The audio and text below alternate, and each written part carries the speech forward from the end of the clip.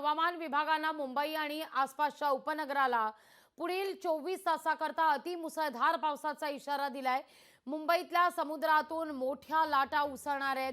हायटाइड जाहीर करण्यात आलेले आहे। गेटवे ऑफ इंडिया जवळ समुद्रात उंच लाटा उसळण्याची शक्यता वर्तवली जाते। या सगळ्याचा आढावा घेतला आमचे प्रतिनिधी विनोद राठोड यांनी।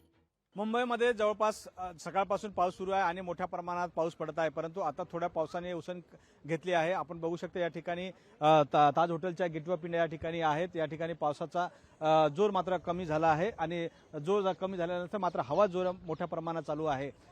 समुद्रामध्ये पाऊस पडताना पाहायला मिळत आहे आणि समुद्राच्या ज्या लाटा आहेत त्या सध्या उसळताना कमी पाहायला मिळत आहे, कारण हवेचा जो प्रभाव आहे तो या ठिकाणी कमी पडत आहे आणि समुद्र मात्र संत गतीने आपला भरून आहे आणि संत गतीने तो या बाहेर लाटा येत आहे। एक गोष्ट या ठिकाणी पाहायला मिळत आहे की सकाळपासून मुंबईमध्ये जोरदार पाऊस होता आणि मुंबईसह खास करून कोकण किनारपट्टीवरही मोठ्या प्रमाणात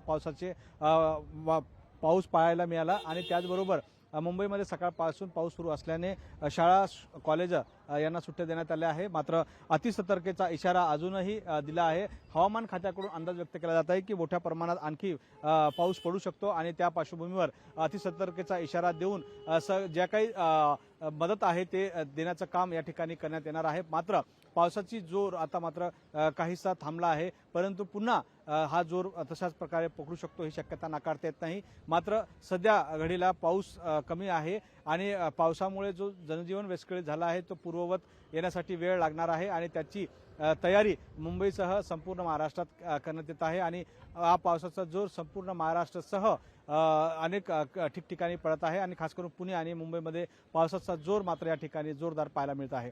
व्हिडिओ जर्नलिस्ट विनीत पेडणेकरसह विनोद राठोड, लोकशाही मराठी, मुंबई। लोकशाही मराठी ऐका, पहा, जागरूक रहा।